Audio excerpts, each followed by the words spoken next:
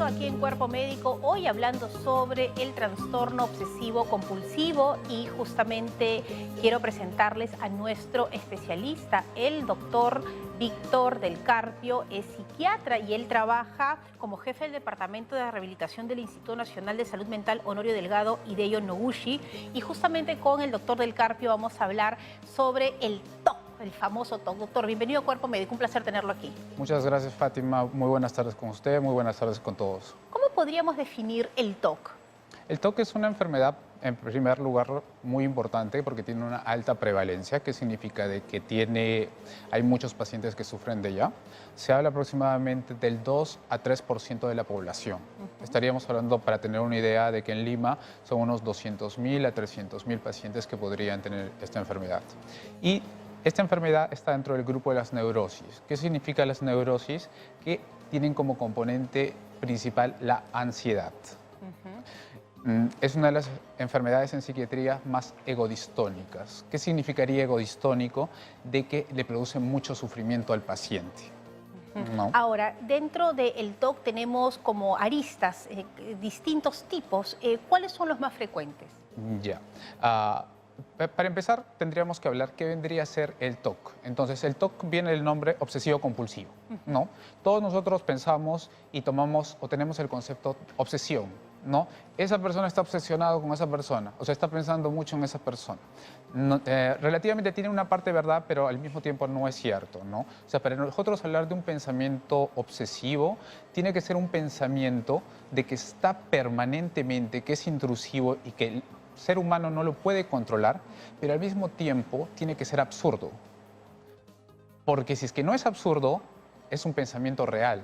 Es un pensamiento racional, podríamos llamarlo, hasta irracional, pero no vendría a ser un pensamiento obsesivo. Un ejemplo para nuestros televidentes, por ejemplo. Por ejemplo, una persona se lava las manos, ¿no?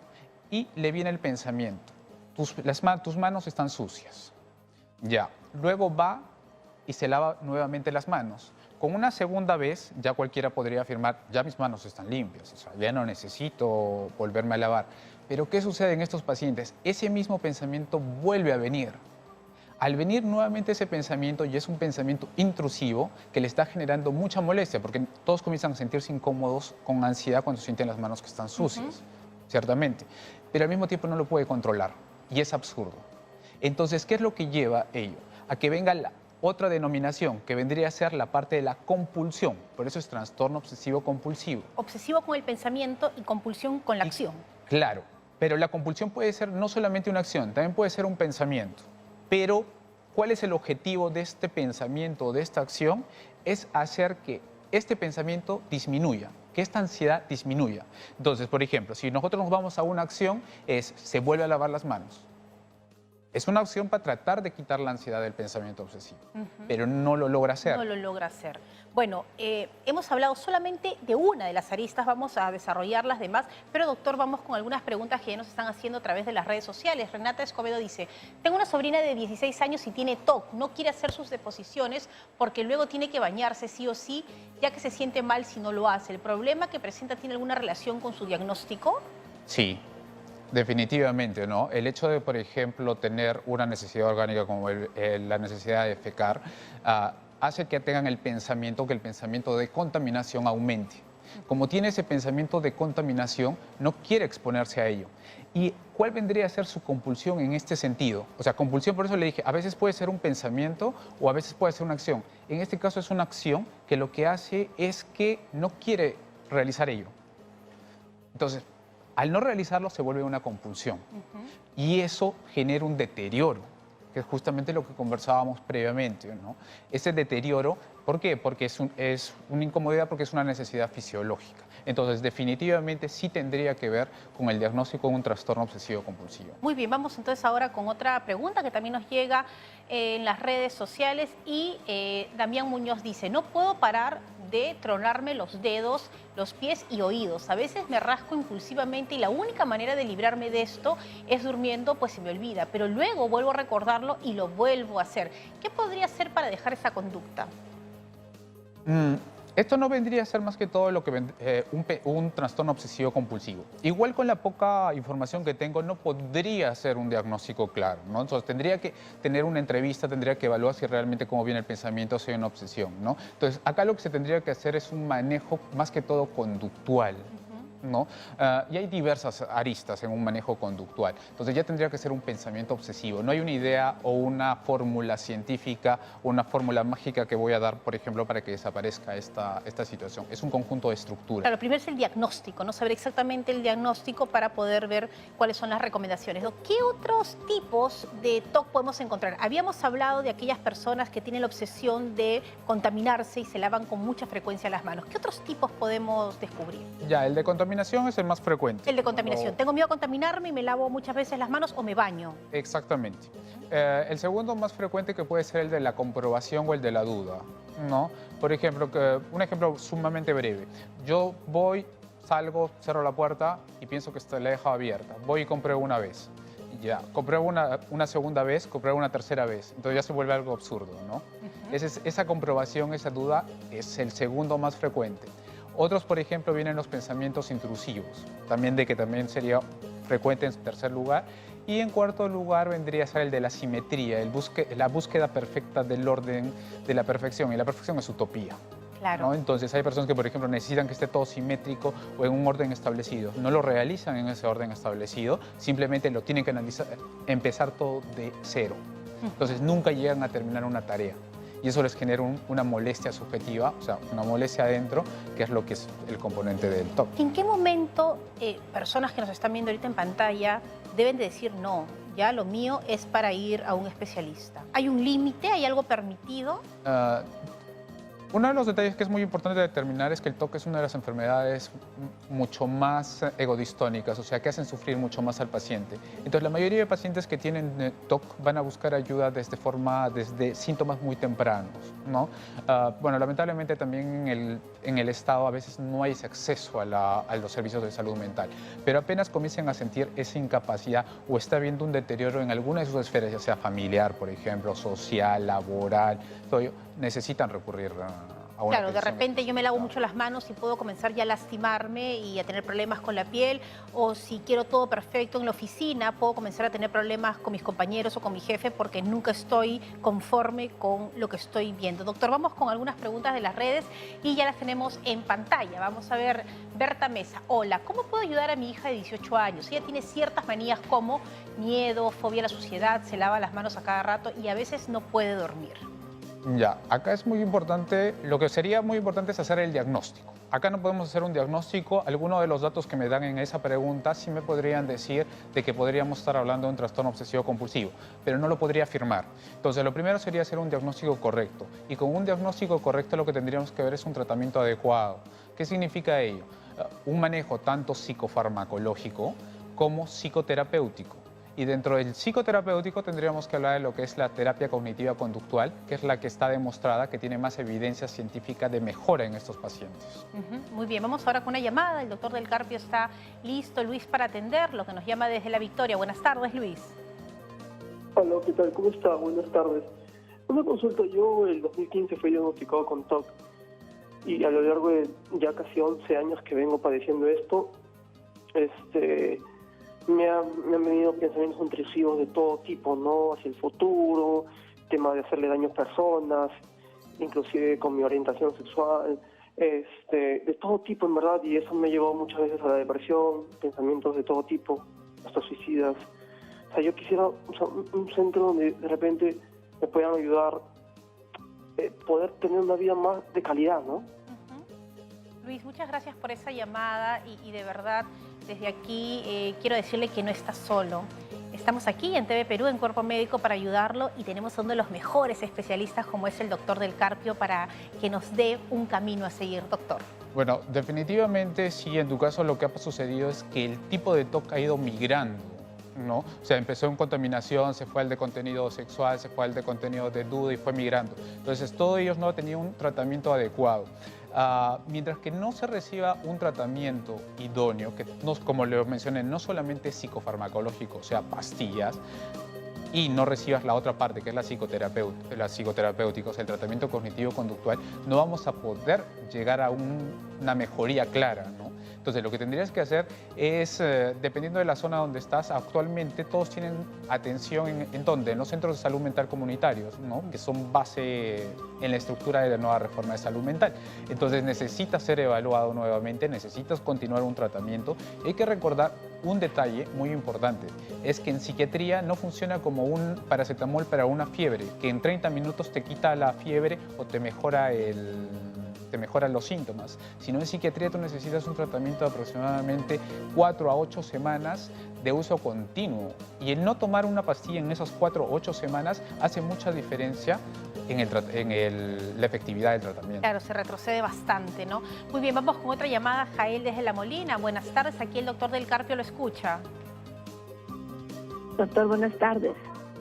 Quería hacerle una pregunta, referente, yo tengo este problema de que me despierto a veces con miedo y en ese momento siento que me duele el pecho.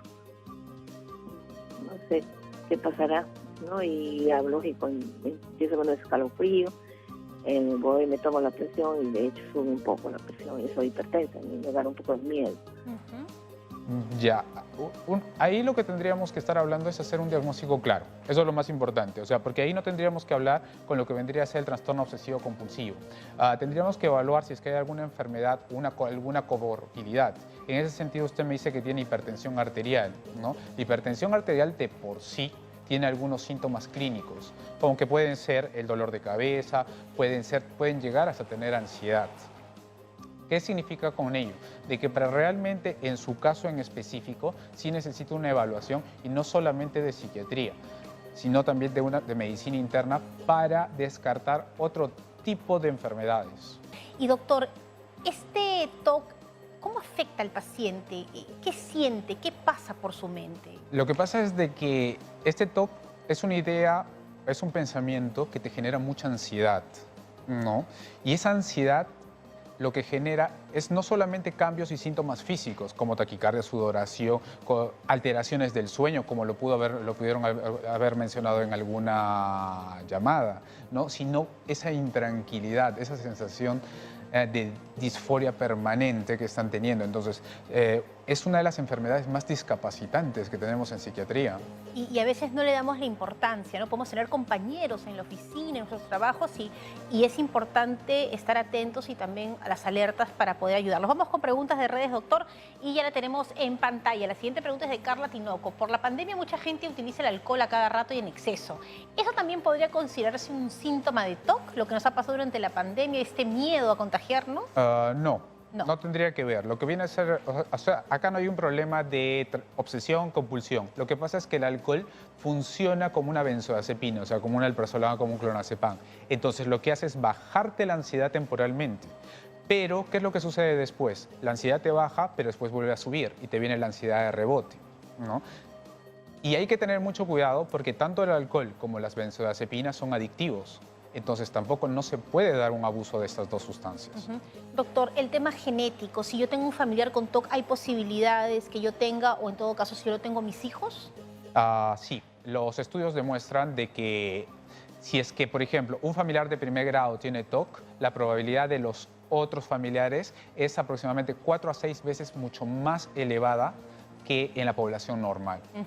¿Y cuál es el papel de la familia? Porque a veces uno tiende a minimizar, o ay, este chico, qué barbaridad, pero ¿qué papel cumple los padres, los hermanos, los amigos, las parejas en alguien que tiene un TOC?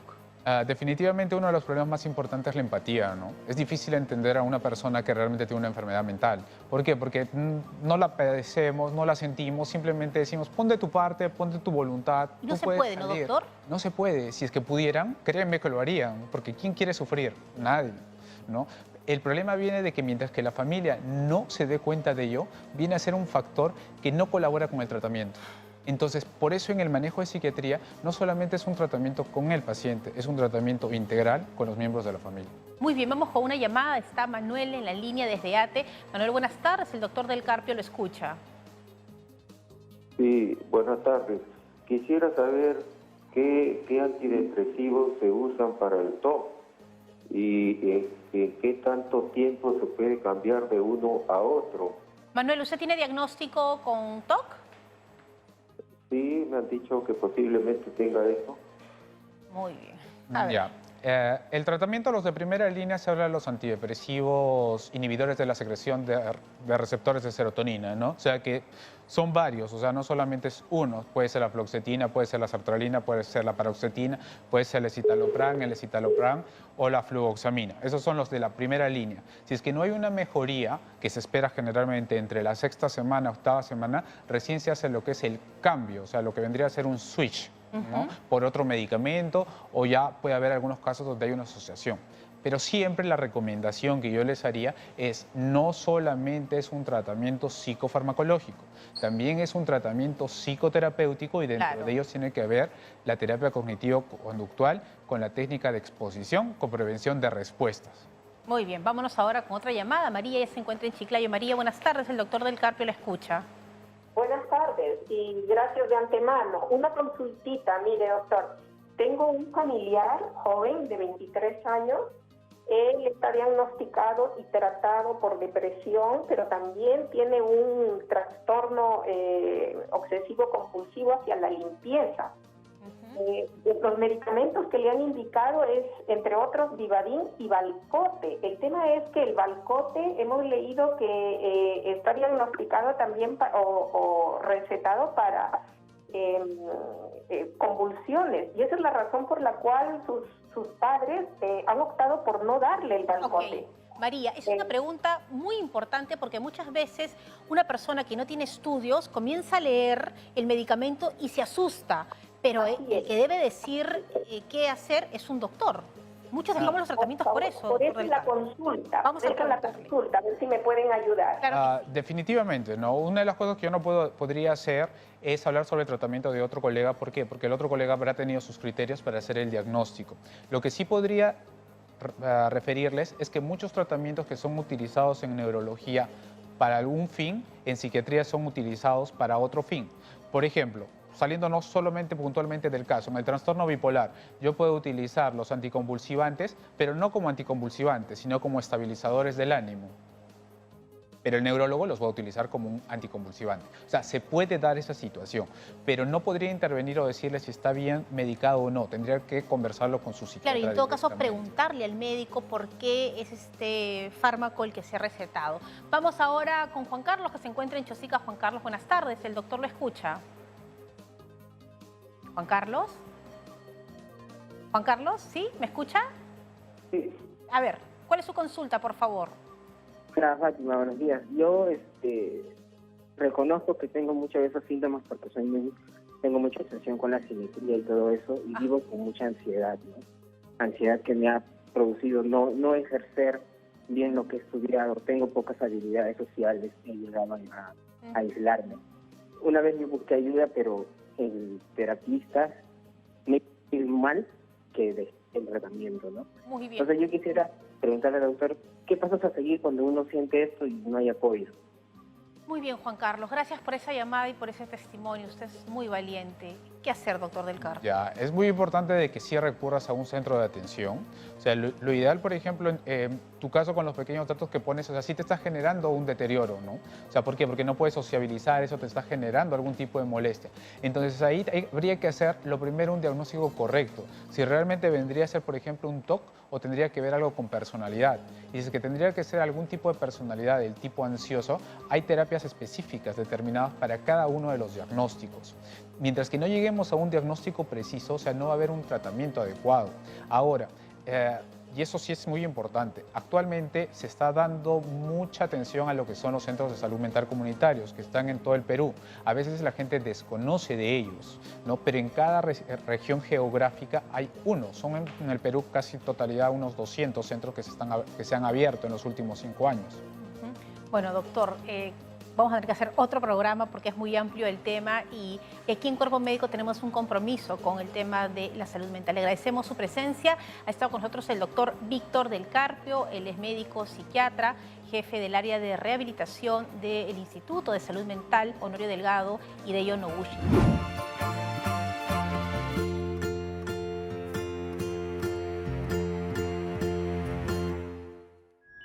Bicentenario del Perú 2024. Siempre con el pueblo. Gobierno del Perú.